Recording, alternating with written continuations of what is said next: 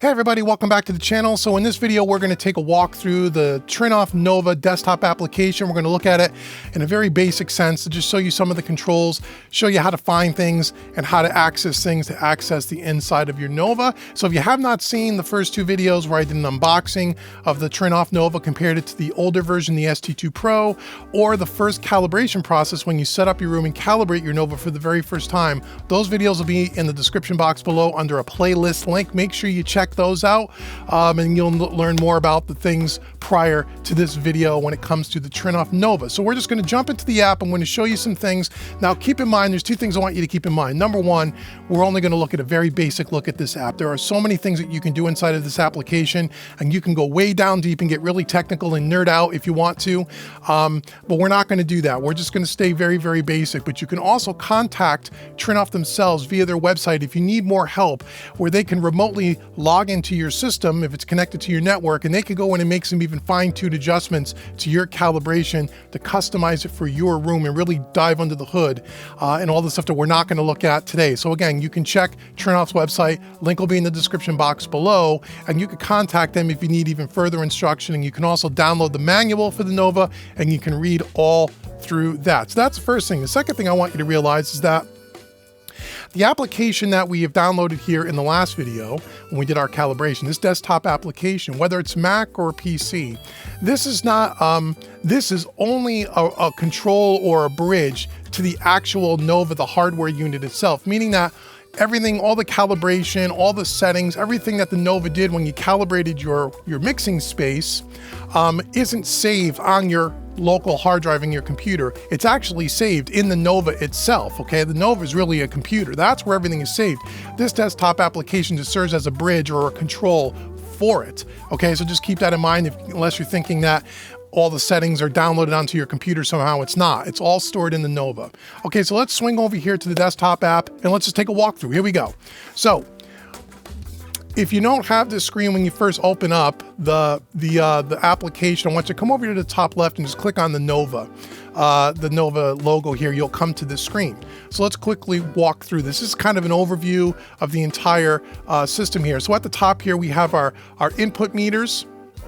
In the middle here, we have our mute to turn it on and off. And remember, I said in the last video, after you calibrate your system for the first time, it's going to put it in a muted state. You're going to need to unmute this. This is where you can control the volume of the sound coming out of your speakers. You can do it here, or you can do it from the law remote, which we'll take a look at in a second.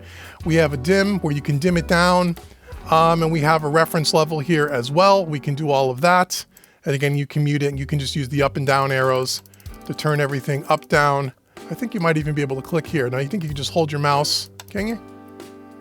Oh no, you got to click it. Okay, so you just click it right here, turn it up and down. And then we have our output meters here on the right-hand side. So we have the input signal coming in and then the output signal. Underneath that on the left, we have our sources. If you remember in the last video, my source is just one pair of analog 1 and 2 coming off my console. Okay, that's right here. You can click on this little cogwheel and you can go in and edit that. This is all something we did in the last video, so you can go check that out when we calibrated our Nova for the first time, or calibrated our room. We can always click back up here to Nova. In the center here, we have our monitoring. We have a left speaker, a right speaker, and a sub, because that's what I did here. I have two Focal main speakers and then the sub underneath the console. We can solo that. We can mute that as well if we want. Don't worry about down mixes for now. You don't need to worry about that. To the right-hand side, here's the speakers that we set up. We set up our Focal trios, which we did in the last video. Again, you can click this little cogwheel and this will bring you in to the setup screen, where if you needed to add more speaker sets or whatever, you can do that. We'll click back on Nova here. Beneath that, we have our headphones. There's a headphone jack on the front of the Nova if you need to use that. And we have what sources are we going to be listening to through the headphones. We're going to be listening to sources analog 1 and 2. And then you have a volume here for the headphones if you choose to use that. At the very bottom here, we have an options button. If we click on that, this will tell us our latency. We have our bass management that we can go into. If we have a sub hooked up to the Nova, we can click on the cogwheel. It'll bring us into the bass management area. Again, on the bass management area, you have where you can change and control your crossover points here for your subwoofer, if you like. And that's one of the advantages to having the second set of software licenses if you purchase it and upgrade from the first set. Remember, when you buy the Nova, you get analog outputs 1 and 2.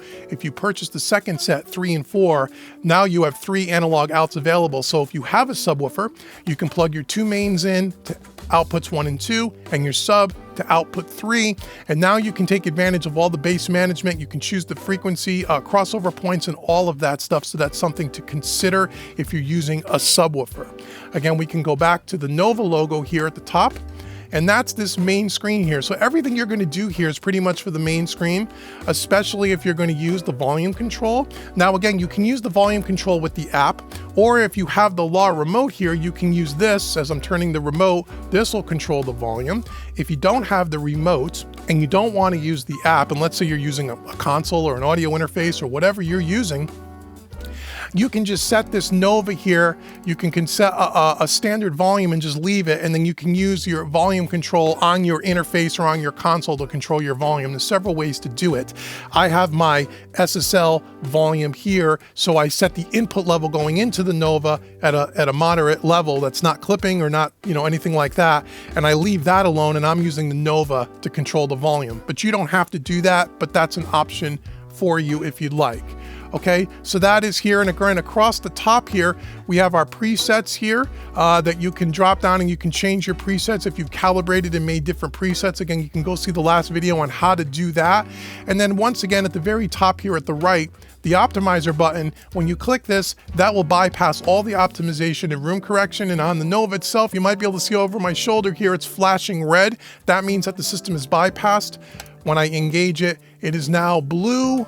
You can see that in the distance there. That means that the room correction is on. So you can, if you want to listen back and take the room correction in and out, you can do that and listen to the differences.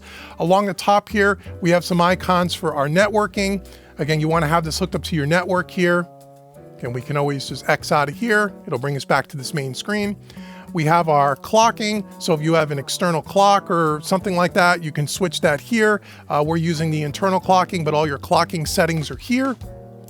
And then here we have, if we were to close, if we were to click on this meter, it'll bring the meters into a larger view if you want to see that as well. Okay, so that's everything along the top. So I want to take you into, again, where are the most common things that you're going to kind of go look for once you've done your calibration. So let's start with the optimizer section here. So in the optimizer section, we're going to start with the optimizer here, okay? Bass management you can get to here as well, like we showed in the last area. We're going to go to optimizer. And here is where you can individually turn off the 3 different sections of the way the optimizer and the room correction works. Remember I said you can bypass the whole system by clicking this button in the top right hand corner? Well, you can also turn them off in sections as well. And you can read what each section does here. So the acoustic correction, if you put your mouse over it, the acoustic correction refers to the time frequency filters applied to the loudspeakers. So you could turn that on and off, but still have the delay alignment and the level alignment in play. So if you want to hear what just taking away one of the 3 areas of room correction and optimization is doing to the sound in your room, you can do that. Okay, same thing with delay alignment. The delay alignment refers to the delay applied to each speaker output to virtually place them at equal distance from the main listening position, so they hit you at the same time here in the sweet spot. You can turn that off if you want, or you can turn off the level adjustment as well. Okay, so you can do all of that. And again, anytime you hover your mouse over something, it will give you a little message on what you're actually doing and what it kind of means. So that is the how you can turn that on and off, or you can turn the whole thing off here in the center, which is the same as coming up to the top right hand corner, and you can do that. The next thing I want to show you is the target curve.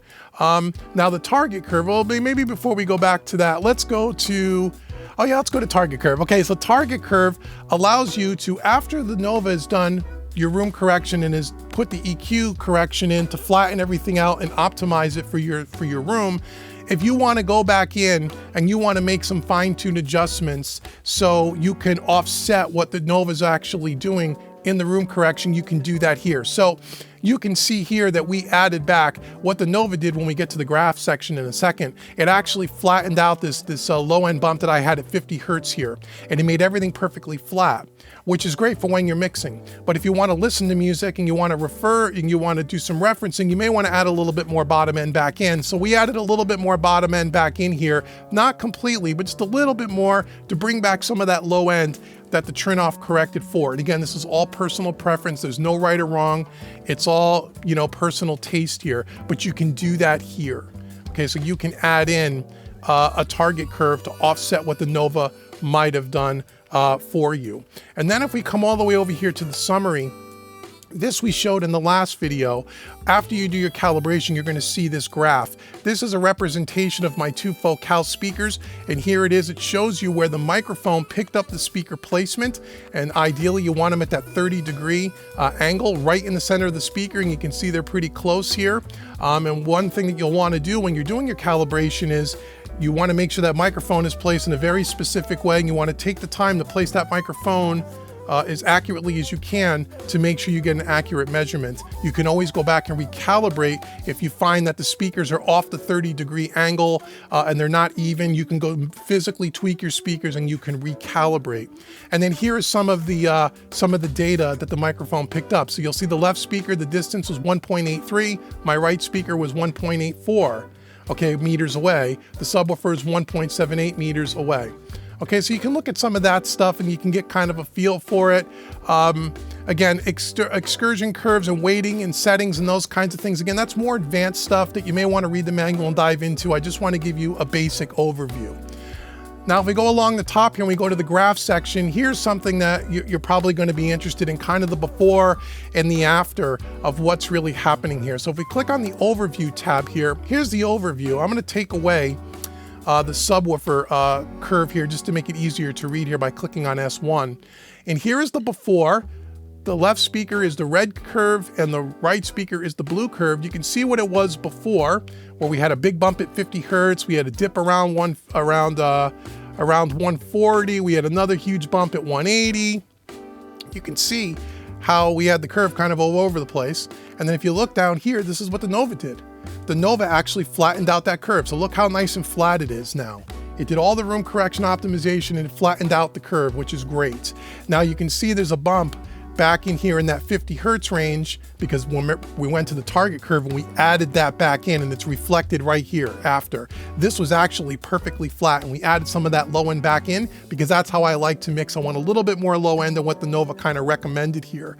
But here it is. Here's the before and here's the after. You can see what a difference. It really flattened things out great. So again, if I want to bring the sub back in, the sub is the green line. So you can see the before on the subwoofer. It's kind of all over the place here.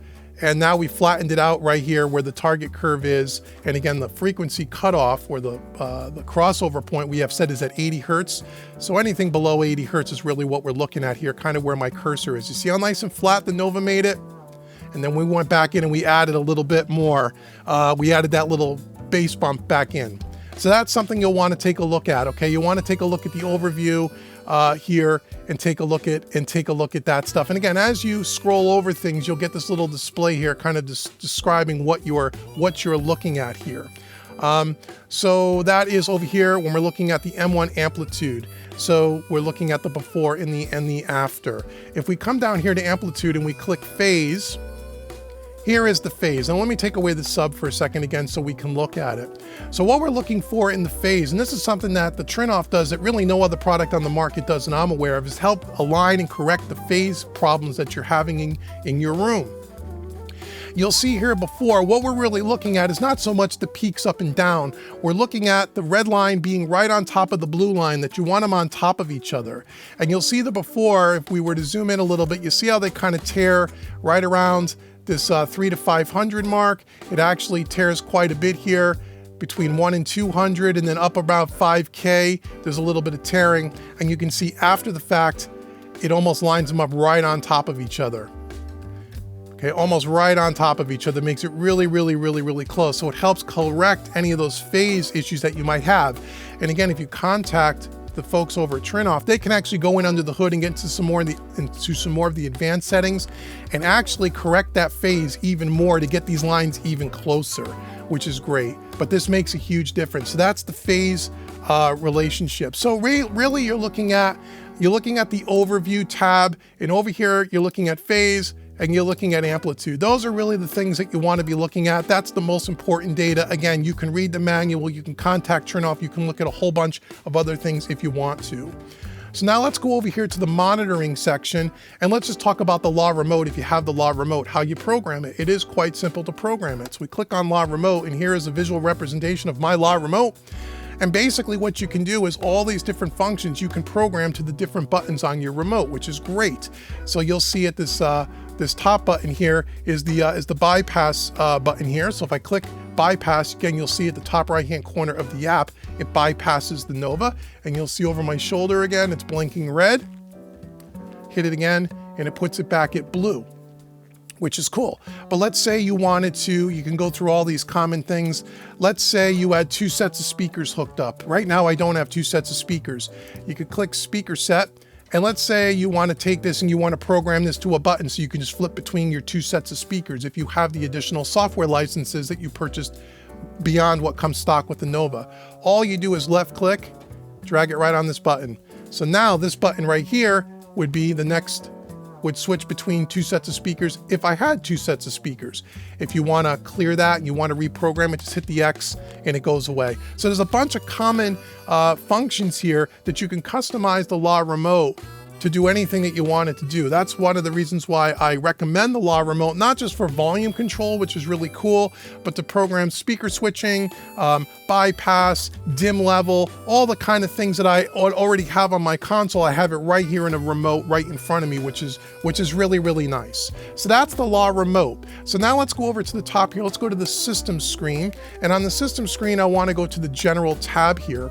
And around the general tab, the one that I want to show you, startup, you'll have your preset that you selected to always be the default when it starts up. And the way you get to that, if you don't know, is you can come right up here to this cogwheel at the top, and you'll see my 3 presets here, and you can have the default here as well. And you can also export this file so you can save it on your desktop in case, I don't know, something happens with your Nova and you need to reboot it, or you need to restart it, or something happens, you need to load your profile back in. You can do that, and I recommend that you do that. That's always a good thing to do. So let's go back over here to system. We'll go to general.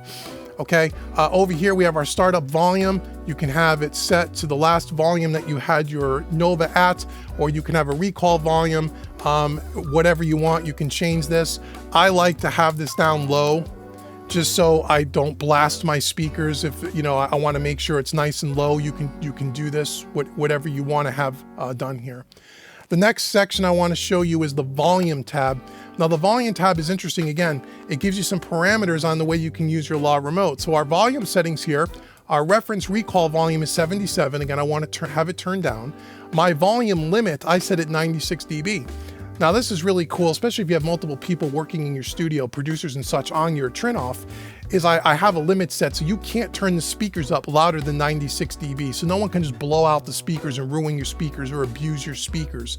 So it's kind of having like a limiter built in, which is kind of cool. And you can change this to whatever you want. I have it set to 96. I never mix that loud. Every now and again, I'll check it at that volume, but I don't want to blast out my speakers. So I set that here. My dim offset, if you want to set one of your buttons to a dim, you can choose how much lower you want it from the volume limit, which is cool.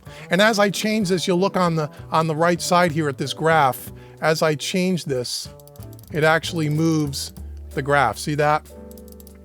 So I'm going to set it back to 96. Pretty cool, right? So this volume setting reflects over here in the graph. And then you can see that here. The other thing I want to show you is over here, the volume display unit. This is important, especially for the law remote users. You have dB and you have dBc. dB is just a number. It's like having on your car stereo, you turn up to number 1, number 2, number 3. You don't know what the actual dB level is. You just know it's just a reference number. DBC, on the other hand, is the actual reference number. So if it's set to 31 dBc, it's 31 dB coming out of the speakers, which is the way I like to set it, but you can change that there. And then lastly, we have our About section here. How you can contact Nova. It's support@trinnov.com, or how you can contact Trinnov, your serial number, the version number of the software, and how many licenses you have on your particular unit if you purchased your extra software licenses. And then you can always click back here, and this gets you back to the main screen. Okay, so that's a quick look at our Nova desktop application. Again, you can get really, really deep. You can go in and you can read the manual. You can contact Trinnov. They can actually remotely get into your Trinnov after you do your first calibration, take a look at your results, and they can actually fine tune it and tweak it. That's always good to really maximize the room correction and optimizations. Again, make sure you check the links in the description box below for my other Trinnov videos. If you have any questions at all for me or for the folks at Trinnov, because they'll be watching this video, make sure you leave it in the comments below. And if you have any other things you want me to show you around the Trinnov Nova, let me know and we'll create videos in the future. So thanks so much for watching this video today, and enjoy your Trinnov Nova.